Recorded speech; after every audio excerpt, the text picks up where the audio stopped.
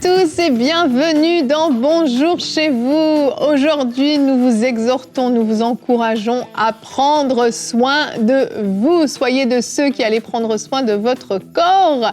Et je suis aujourd'hui avec Frank et Nadine. Prendre soin du corps et de l'âme, d'ailleurs, j'ajoute. Oui. Et de l'esprit. Oui. Et alléluia. Oh, nous sommes avec Madame Tablette aujourd'hui encore une fois. Ah, c'est toi, pas là. vrai. Madame Tablette est de retour. Toi, là, Monsieur Tablette. Bon, les enfants, ça suffit. Allez dans vos chambres. Avant l'émission, elle avait de la difficulté à placer sa tablette. Vrai. Oh, Si les gens auraient vu. Il est Ok. J'attends. Ah là là là.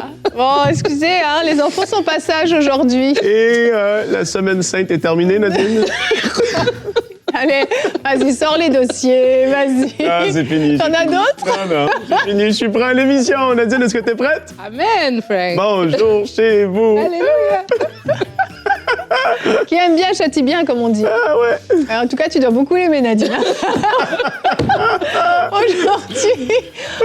Aujourd'hui, on vous encourage à prendre soin de vous. Ouais. Et Nadine va faire une rubrique couple et relations. Oui, aujourd'hui, je vais parler de l'équilibre entre prendre soin de soi et prendre soin des autres. Des fois, on peut vivre de la culpabilité parce qu'on met tout le monde avant les besoins des autres, avant les nôtres. Mais comment faire ça de la bonne manière? J'en parlais tout à l'heure. Oui, c'est vrai qu'on peut faire ça, mais on peut le faire à l'inverse aussi. Il y a des gens qui sont très centrés sur eux-mêmes Oui, c'est vrai. et qui délaissent un petit peu les autres. Il y a les deux cas. Oui, il y a les deux cas. de figure. Ouais, Oui. c'est vrai, tu as raison. Ouais, oui. On va parler de ça dans la Tu peux ajouter ça dans ta C'est rubrique clair. si tu veux, comme tu as Avec une ma petite tablette. Ah, mais j'ai pas de crayon. Oh, ben je peux pas. Ah, Frank a un Tu veux crayon. que je te le prête? Non, ta tablette est trop vieille pour prendre un crayon. C'est pas vrai. Je ne répondrai C'est pas. pas vrai.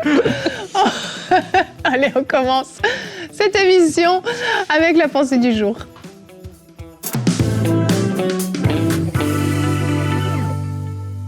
Une émission agréable pour la chair, un peu prendre soin de soi, Evelyne. Ouais, c'est vrai. C'est agréable C'est quand même. vrai, c'est vrai. Ça dépend. Ouais, c'est ça. Parce que prendre soin de soi, parfois, c'est pas écouter sa chair, justement. Mais je te laisse faire ta pensée. Oh, Terre à terre. big stuff. 1 Timothée, chapitre 4, verset 8. Ce passage est merveilleux. Version Sommaire. L'exercice physique a son utilité. D'autres versions vont dire est utile à peu de choses. Mais là, ça dit a son utilité, certes, mais celle-ci est limitée. L'attachement à Dieu, lui, est utile à tout, puisqu'il possède la promesse de la vie pour le présent, mais aussi pour l'avenir. Et là, l'exercice physique, parce qu'on parle de prendre soin de soi, là, je commence tout de suite au niveau du corps, physiquement.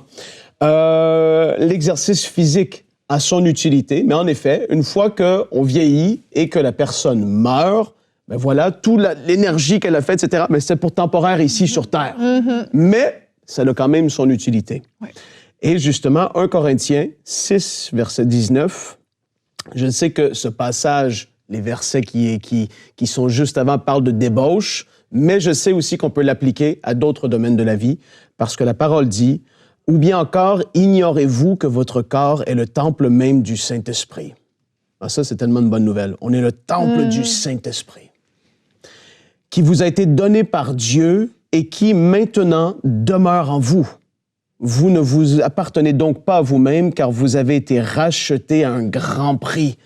Honorez donc Dieu dans votre corps. Et oui, là, on parle de ne pas vivre dans le péché, dans toutes sortes de choses, de débauche, immoralité, etc. Mais d'honorer Dieu dans notre corps aussi, c'est prendre soin de ce que le Seigneur nous a donné ici-bas sur la terre. Et il y a eu je vais le dire comme ça, des extrêmes d'un côté et de l'autre. Il y a des gens pour qui leur corps, j'ai envie de dire, c'est une idole, c'est quelque chose, c'est la fierté de leur vie. Et là, c'est démesuré, c'est trop loin. Mais pour d'autres personnes, ils sont très spirituels, mais qui malheureusement sont en très mauvaise santé parce qu'ils font tout et n'importe quoi avec le corps aussi. Et donc là, il faut trouver un peu cet équilibre-là au niveau de bien manger, parce que même la parole nous dit de ne pas faire des excès de table. Et ça, c'est des réalités qu'on ne parle pas souvent, mais c'est là quand même. Dieu, il n'est pas contre qu'on prenne soin de nous-mêmes au niveau du corps. Et tout à fait au contraire, on est son temple, on veut bien le représenter. Et quand moi, je pense et je vois, je ne sais pas pour vous les filles, mais quand je vois quelqu'un d'assez âgé, qui a 70, 80, 90 ans, et on les voit en bonne santé, en bonne forme. Tu sais, vous voyez ce que je veux dire? La personne, tu te dis, waouh, elle est en forme physiquement, elle prend soin.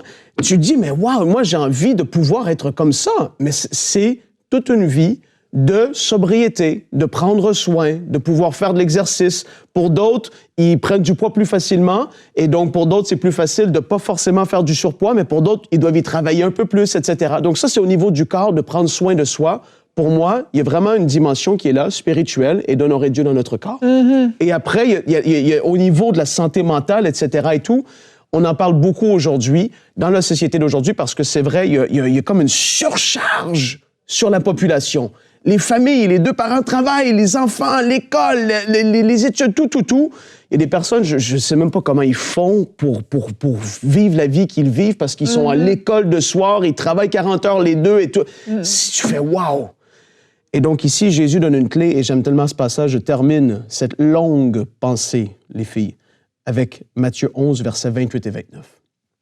Jésus, il dit « Venez à moi, vous tous qui êtes fatigués et courbés sous un fardeau, et je vous donnerai du repos. Acceptez mes exigences et laissez-vous instruire par moi, car je suis doux et humble de cœur, et vous trouverez le repos pour votre âme. » On peut l'appliquer à différents niveaux, c'est certain, mais j'ai envie de te dire que quand tu stresses, quand il y a un poids lourd, quand tu te sens courbé par le train quotidien de la vie, l'intensité, tout ça, il y a quelque chose qui est tellement simple, mais extrêmement fort et extrêmement bénéfique, c'est d'aller au pied de Jésus à un moment donné. Tu fermes les lumières et tu dis, Seigneur, là, je suis plus capable. C'est trop. Seigneur, je me décharge sur toi. Et tu sens littéralement, tu sens le Seigneur qui vient à ta rescousse parce que tu t'humilies devant lui et tu lui dis, Seigneur, s'il te plaît, je dépose à tes pieds mes fardeaux. Tu vois les situations dans la famille, tu vois le stress, le rush, le poids financier. Seigneur, interviens, s'il te plaît. Et en faisant ça, les gens stressent et parlent beaucoup de tout ce qu'ils vivent, mais ils vont très peu aller au pied de Jésus pour vraiment déposer. Et Jésus, il dit que celui qui est courbé sous un fardeau, il va nous donner du repos et on va trouver un repos pour notre âme. Alors qu'on puisse prendre soin de nous-mêmes, même en allant vers lui simplement, humblement, parce qu'il veut nous faire du bien. On a un bon Dieu, un bon Père céleste qui veut qu'on soit justement en bonne santé et il a différentes façons par lesquelles il veut passer pour pouvoir nous décharger. Amen. Merci, Frank. On va regarder tout de suite ensemble notre verset du jour. Ephésiens 5, 29 nous dit « En effet, jamais personne n'a détesté son propre corps. Au contraire, il le nourrit et en prend soin, tout comme le Seigneur le fait pour l'Église. » Et dernièrement, j'ai rencontré un homme qui a perdu beaucoup de poids. Et cet homme-là m'a dit « Je n'ai plus de diabète, je n'ai plus d'hypertension. » Et j'ai arrêté de devoir utiliser l'appareil qui m'aidait à ne plus avoir d'apnée du sommeil. Il souffrait d'apnée du sommeil pour dormir la nuit. En perdant du poids, il a été guéri de 3 choses. 3 choses peut-être pour lesquelles il priait régulièrement.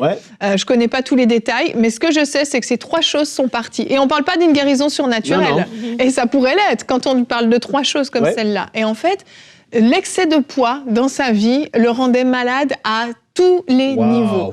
Et en fait, pourquoi je raconte ça? C'est parce que je trouve que c'est hyper inspirant de réaliser à quel point, en fait, des décisions comme ça, de prendre soin de soi, qui paraissent très naturelles. Le thème, vous avez peut-être cliqué dessus en vous disant, bon, je clique pour ça parce que j'ai rien de mieux à faire. Non, c'est hyper important. On parle de maladies qui s'en vont des corps. Le fait de bien se nourrir, de faire du sport, de bien se coucher à des heures quand même régulières, d'avoir suffisamment d'heures de sommeil. Ça paraît tellement naturel, ces choses-là, mais ça fait toute la différence dans votre vie pour pouvoir fonctionner plus longtemps et être utile entre les mains du Seigneur. On n'est pas là pour se promener sur cette terre juste pendant 10-15 ans. On est là pour se promener longtemps. Et cet homme-là m'a dit, je viens d'avoir 60 ans, je suis juste à la moitié de ma vie. J'ai dit Amen. Mais s'il n'avait pas perdu ce poids-là, est-ce qu'il aurait pu aller aussi loin qu'il en avait envie, jusqu'à 120 ans? Je ne sais pas. Et je trouve que ça fait réfléchir. Et c'est fort parce que ça vient d'une décision et de se dire là, peut-être que c'est aller trop loin ou aujourd'hui, je veux que ça change. Parce que même par rapport à la guérison, Evelyne, le Seigneur a fait il nous a tellement, le corps humain est tellement bien fait que il se régénère ou entre guillemets, se guérit lui-même lorsque on en prend soin et que aujourd'hui on peut manger tout et n'importe quoi.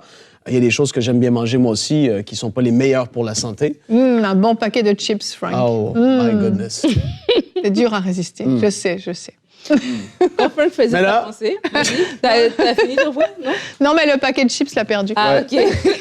Vas-y. Vas-y, Nadine. J'ai mangé une pomme avant l'émission. Oui, c'est vrai. Donc là, je suis en forme pour 24 heures. Bravo. Quand tu parlais dans ta pensée, Frank, je me suis dit, en fait, quand on parle de prendre soin de soi, c'est vrai qu'avec le temps, avec l'âge, des fois, on réalise, on a des moments comme ça, on se dit, tiens, c'est vrai que mon corps, c'est le véhicule qui va m'accompagner toute ma vie.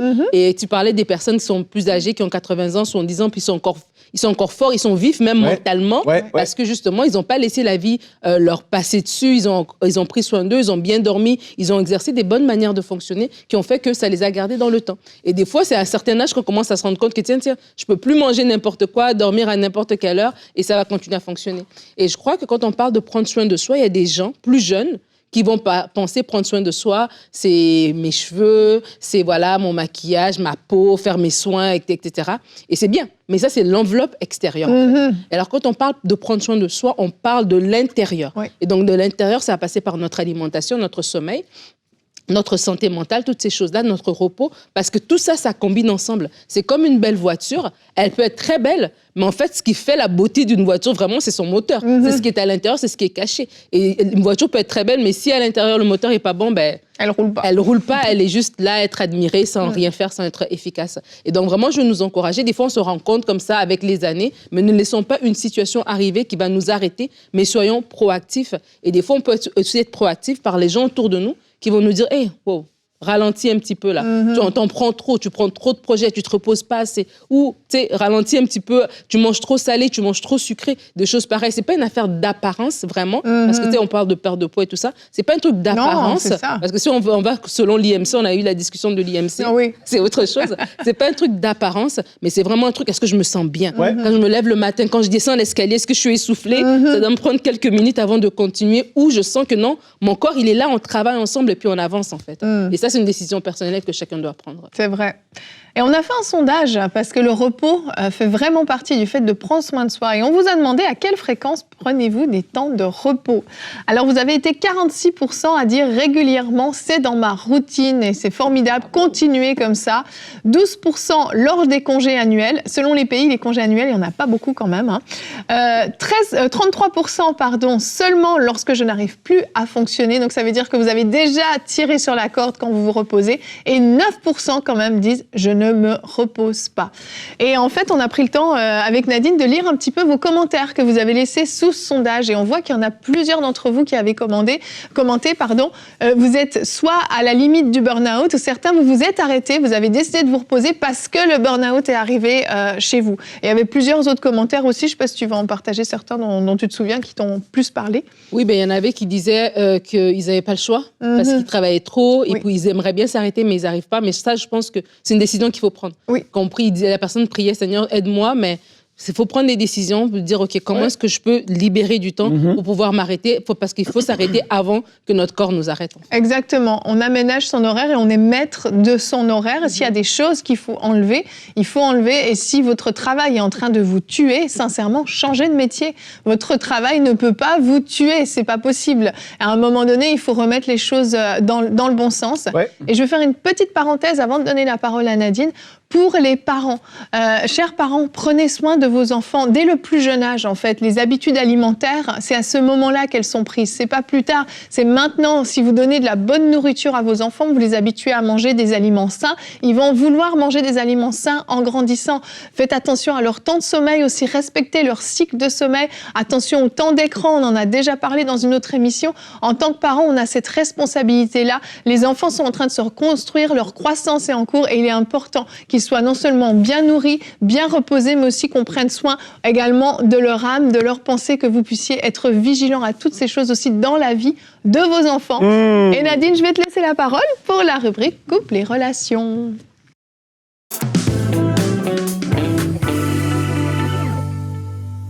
Alors aujourd'hui, on parle de l'équilibre entre prendre soin de soi et prendre soin des autres. Mais avant de rentrer dans ma rubrique, je voulais rebondir sur le point qu'Evelyne a parlé par rapport au travail.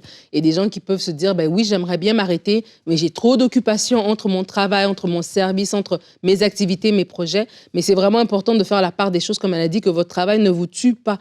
Moi, je me rappelle, dans mon ancien travail, il y avait un collègue qui était décédé. Un lundi matin, on arrive et puis quelqu'un, mon voisin, là, celui qui est assis à côté de moi, il me dit « Ah ben Luc est mort ». J'ai dit « Luc est mort ». Eh ben Luc était mort. Et il est mort en week-end. Et Luc travaillait fort. Et c'était juste comme ça. On a eu un temps, il y a un email qui est envoyé, que si quelqu'un veut parler à un psychologue, mais c'était ça. Et je vous dis que c'est pas passé, une semaine n'est pas passée que le bureau de Luc avait été remplacé. Il y avait une nouvelle affiche qui était là, un nouveau porte-nom, et que son poste avait été redistribué.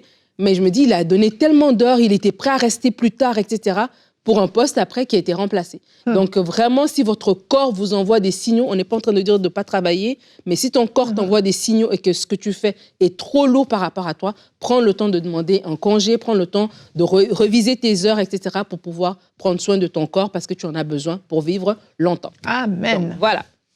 On va lire ensemble 3 Jean 1, verset 2. La Bible dit « Bien-aimé, je souhaite que tu prospères à tout point de vue et sois en bonne santé à l'image de ton âme. » Alors, j'ai pensé à ce verset pour cette rubrique parce que c'est celui qui collait le plus. Parce qu'en fait, un beau passage. C'est un joli passage. Frank, tiens-toi tranquille. Tu accumules des trucs, là. En tout cas, bref. Mais en fait, l'idée, c'est que la pensée, c'était de dire que oui, autant que prospère, voilà, l'état de ton âme, de tes choses et tout ça, je souhaite aussi que tu sois en bonne santé. Ça fait partie. Parce que des fois, on peut penser on est trop spirituel, qu'on n'a pas besoin de prendre soin de son corps, mais c'est faux, la Bible nous le montre par là. Donc, je veux dire déjà de prime abord que c'est normal de prendre soin de soi, de sa santé physique et de sa santé mentale. Mais après, on a des obligations. Lorsqu'on est parent, Evelyne a parlé des parents, en tant que père, en tant que mère, nous avons des obligations familiales. Des fois, on a des obligations en termes de travail. Il faut ramener du pain sur la table. Donc, en tant que papa, on doit beaucoup travailler. En tant que maman, on a des enfants en bas âge, mais il faut prendre soin d'eux, etc. Et on a ces obligations-là. Et dépendamment de notre personnalité aussi, on a des fois du mal à lâcher. On prend tout sur nous. Des fois, les femmes vont prendre tout sur elles-mêmes et après, elles se retrouvent épuisées. Donc, oui, il y a des obligations, mais malgré qu'on est en train de vouloir avancer dans cette pensée de dire « je dois prendre soin de soi », on ne met pas de côté nos obligations. Mais soyons sages pour dire « ok, au-delà de mes obligations, je les mets d'abord je les mets sur la table, j'arrive à savoir quelles sont mes obligations, et puis après aussi, j'arrive à savoir qu'est-ce qui est superficiel que je peux mettre de côté lorsque je mets mes priorités devant moi. » Je vais aussi parler de la culpabilité, parce que j'ai parlé des femmes. Et beaucoup ont la culpabilité de ne pas faire assez. La culpabilité quand j'ai envie de prendre soin de moi. Des fois, en tant que maman, tu peux dire, tu veux t'asseoir un peu, puis tu te sens mal, en fait. Peut-être en tant que papa, tu travailles tout le temps et tu aimerais bien prendre une journée, mais tu te sens mal parce que tu penses à tous les besoins autour de toi. Tu te dis, non, je dois fournir. Et cette culpabilité de ne pas faire assez, de cette culpabilité de s'arrêter, vient dans nos pensées et nous devons nous positionner aussi pour refuser cette culpabilité. Et on peut parler de façon simple à notre entourage parce qu'ils nous aiment. Et si on leur dit, tu sais quoi, là, j'ai vraiment besoin de m'arrêter. Maman a besoin de s'arrêter. J'ai besoin de m'arrêter. Tu parles à ton épouse, à ton époux. Ils vont comprendre parce qu'ils nous aiment, en fait. Alors, de ne pas vivre dans une culpabilité où on sent que notre corps nous envoie des signaux d'alarme, mais on ignore ces signaux-là parce qu'il y a une culpabilité qui vient vers nous. C'est pas vrai que le monde ne s'arrêtera pas si vous vous arrêtez quelques minutes pour prendre un temps de repos. Vous n'êtes pas le soleil. Le monde va s'arrêter si le soleil s'arrête. Mais vous n'êtes pas le soleil. Vous pouvez prendre du repos. Alors, le juste milieu, je partageais avec vous quelques clés pratiques, 9 clés pratiques pour prendre soin de soi avec équilibre. Parce qu'on parlait tout à l'heure dans la discussion de ne pas non plus être égocentrique et tout tourne autour de vous, mais de ne pas non plus être à l'autre extrême. Alors, le juste milieu, il faut d'abord commencer par comprendre vos propres besoins et vos limites. Ça, c'est quelque chose de très important. Et des fois, ça arrive avec le temps. C'est avec les années aussi qu'on apprend à se connaître.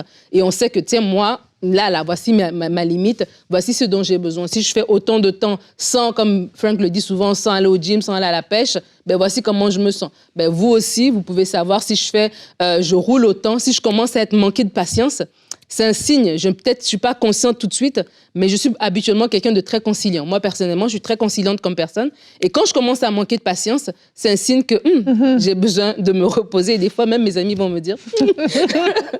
quand j'ai dit... D'ailleurs, dans mon agenda, j'ai vu ça l'autre fois, dans mon agenda, je regardais mes samedis et j'ai un samedi, c'est écrit « Ne fais rien ». Yveline, parce qu'on s'était parlé. Yveline m'avait dit non, là, faut que tu bloques. Est-ce que tu vas le respecter? Je vais le respecter. C'est bien. Merci. La deuxième chose, le deuxième point, c'est de la communication claire. Donc, ça veut dire d'exprimer nos besoins et nos limites aux autres. Donc, pour prévenir aussi des incompréhensions, des malentendus, expliquer et établir des attentes réalistes aussi par rapport aux autres personnes. Donc, oui, je peux faire, mais voici où je m'arrête et communiquer de façon claire et exprimer ses besoins.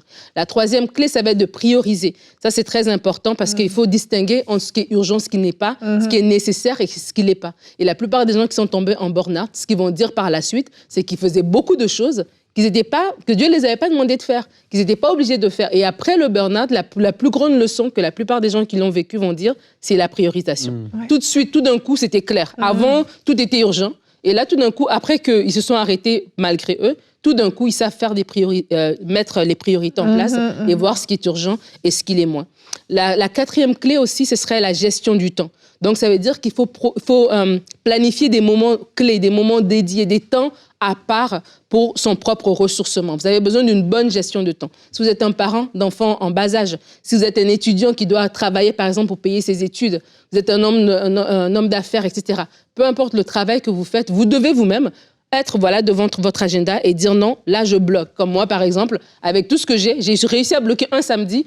Pour le mois, gloire à Dieu, super, j'ai hâte à ce samedi. Bravo Nadine. Mais il faut le faire, il faut bloquer du temps, des fois bloquer des soirées, etc. Pour mettre des choses en place aussi pour vous alléger, peut-être au niveau des repas, au niveau du ménage à la maison. Trouver de l'aide aussi pour vous alléger par rapport à ça. Le cinquième point, ça va être de développer des pratiques de bien-être personnel. Ça veut dire intégrer dans votre routine des choses que vous allez faire dans votre routine de tous les jours pour prendre soin de vous. On n'attend pas, je crois, que les lumières s'allument dans la voiture pour aller faire son changement d'huile, aller voir le mécanicien. On y va, des fois, on fait des entretiens réguliers, n'est-ce pas? On fait des entretiens réguliers par rapport à son véhicule. C'est la même chose pour notre corps aussi. De manière quotidienne, intégrer déjà des choses. On ne va pas arriver à 80 ans, être en forme, si pendant toute notre vie, on n'a rien fait, en fait. Ouais. Ça s'accumule, en fait. C'est l'addition de tout ce qu'on a fait pendant les années qui donne le résultat. Donc, je vais vous inviter aussi à introduire dans votre vie de tous les jours des activités qui sont bien. Peut-être ça va être marcher, l'importance de bien dormir. Ça, c'est très important. Il y a des gens qui se disent, moi, je fonctionne sur 5 heures de sommeil. Bon, après, chacun est comme il est, mais vraiment de donner à votre corps assez, parce que des fois, le corps aussi, il est en mode survie. Ouais. Il va fonctionner peut-être pendant une saison, mais est-ce qu'il fonctionnera sur 5 heures de sommeil pendant toute la vie? Peut-être pas. Donc, c'est important aussi d'avoir ces gestions, ces trucs quotidiens, des choses qui vont vous détendre, la lecture, une belle conversation, vraiment des choses de tous les jours que vous êtes capable de dire, OK, you know what? J'ai pris le temps, je suis calme, je ne suis pas agitée, je ne suis pas anxieux, parce que tous les jours, je fais un petit quelque chose qui me fait du bien. Le 6e point, ça va être de demander de l'aide. J'en ai dit tout à l'heure par rapport, par exemple, au ménage ou au repas. On ne peut pas tout faire. Et à un moment donné, dans l'ordre des priorités, il y a des choses qui sont plus importantes que d'autres. Et dans ce qu'on ne peut pas faire, on demande de l'aide, tout simplement. Il n'y a pas de honte à ça. De demander de l'aide si au niveau du travail, la charge est trop forte, est trop pesante. De demander d'en parler autour de vous. Ça va vraiment faire la différence, que ce soit au niveau de l'Église. Peu importe les responsabilités que vous avez, si c'est trop pour vous, demandez de l'aide. Demandez de l'aide au Saint-Esprit aussi, pour qu'il vous guide, pour qu'il vous donne... Il solutionne aussi certaines choses. Des fois, c'est tout simplement une question d'intelligence qui doit être renouvelée par rapport à nos façons de faire. On a peut-être une façon de faire qui alourdit le processus et Dieu va tout simplement vous donner une intelligence renouvelée. Vous allez pouvoir voir qu'il y a une manière d'alléger votre vie. Le 7e point est celui d'établir des limites. Donc, je parlais tout à l'heure en début des limites, mais c'est aussi nos limites personnelles. Donc, vous-même, connaissez vos limites pour ne pas vous épuiser et puis les communiquer aux autres. Des fois, on ne se connaît pas soi-même. Et puis, on fonce et puis c'est quand on tape contre un mur que là, on se rend compte. Mais il y avait des signaux, en fait. Et une des choses, plus qu'on va en grandissant, mais il faut apprendre à se connaître. Il faut se connaître soi-même et savoir ce qu'on peut tolérer et ce qu'on ne peut pas tolérer. Je parlais de l'importance de s'adapter. Donc, ça veut dire que la vie est en constante évolution et s'adapter aussi va nous aider à prendre soin de nous dans le sens où il y a des situations peut-être que vous devez plus donner ben, il y en aura d'autres où vous devrez moins donner. Donc, être flexible aussi par rapport à tout ça et se pardonner. Si jamais il y a des moments où vous avez été plus dur envers vous-même, vous avez trop porté et peut-être que là, vous êtes même malade ou votre corps est fatigué, vous avez dit, ben, je me suis laissé aller, j'ai pas su gérer mon alimentation et là, maintenant, j'ai tout ce poids à perdre. Pardonnez-vous les erreurs du passé, apprenez pour pouvoir mieux changer pour les prochaines fois. Et je finis ma rubrique en partageant 2 points qui se ressemblent. Le premier, savoir dire non. Ça veut dire que quand c'est trop, il faut savoir dire non. On n'est pas méchant quand on dit non, on n'est pas méchant quand on met des limites. Des fois, il y a des gens qui abusent de notre bonté et l'équilibre entre prendre soin de soi et prendre soin des autres, c'est aussi savoir dire non. Il y a des gens qui sont très gentils et ne savent pas dire non, en fait. Ouais. Et ils accumulent et à un moment donné, en dépit de leur propre santé, de leur propre bien-être, parce qu'elles ne savent pas dire non, elles prennent des choses qu'elles ne devraient pas faire. Donc, vraiment, apprenez à dire non et apprenez à dire oui. Ça veut dire oui à vous-même, oui au fait que toi aussi, tu comptes. Ta santé est importante. Si tu craques, ben, y a des gens qui t'aiment et qui vont pleurer parce qu'ils vont se dire, mais comment elle vivait tout ça, il vivait tout ça, il nous a rien dit. Donc vraiment, dis oui à toi-même en prenant soin de toi parce que les gens autour de toi ont besoin que tu sois là et que tu sois là en bonne santé. Merci Nadine. Bah, dis donc, c'était riche, hein. Faudra réécouter parce qu'il y avait de la matière, mais de la très bonne matière. Et quand je t'écoutais, je pensais à ma coiffeuse, qui n'est pas du tout chrétienne. Mais ma coiffeuse, chaque année à la fête des mères, ce qu'elle fait, c'est qu'elle part de nuit à l'hôtel toute seule. Okay. C'est pas forcément une recommandation que je fais pour toutes les mamans. Mais s'il y a une maman qui m'écoute et qui est à bout, à la fête des mères, c'est son cadeau de fête des mères. Oui, je le ferai pas. Mais s'il y a une maman qui n'en peut plus, qui est à bout et qui suit cette émission et vous sentez que vous êtes sur le point de craquer, passez votre temps à crier sur les enfants parce que vous êtes tellement épuisé, tellement à bout. J'aimerais vous encourager, pas forcément de partir 2 jours à l'hôtel toute seule, c'est pas ça que je veux dire, mais de prendre des moments vraiment pour vous, toute seule. Si vous avez besoin juste de prendre un livre et d'aller lire tranquillement, même dans votre chambre pour avoir des temps calmes, ou vraiment simplement de sortir peut-être avec une amie, aller au restaurant, aller discuter, vous changer les idées, faire autre chose, dites-le avant de craquer parce que le burn-out parental, ça existe. La charge mentale, particulièrement chez les femmes, ça arrive aussi chez les hommes, mais c'est plus rare. La charge mentale étant trop lourde, on craque parfois. Alors avant de craquer, avant de ne plus pouvoir vous occuper de vos enfants, eh bien pensez à prendre de temps en temps des petits moments pour vous, des moments de qualité où vous ne pensez qu'à vous. Eh bien oui, parfois, il faut savoir penser à nous pour pouvoir mieux donner aux autres. Merci à tous les deux. Demain, merci, on se retrouve. Comment prier sans cesse? C'est le thème qu'on va aborder. On devient tout de suite plus spirituel, vous voyez. Hein. Ouais, il était temps, parce que Franck était découragé, là. Aurélie fera une rubrique conseil du coach. Comment continuer à prier lorsque la réponse tarde? Pour tous ceux d'entre vous qui avaient hâte à l'exaucement. Et Evelyne, je termine cette émission en fermant ma tablette. Mais ah non, elle ne ferme pas parce que j'ai un crayon. T'as fait exprès, je t'ai vu. Oui, Frank a un crayon pour sa tablette et pas Nadine. Allez, à demain, bonjour chez vous.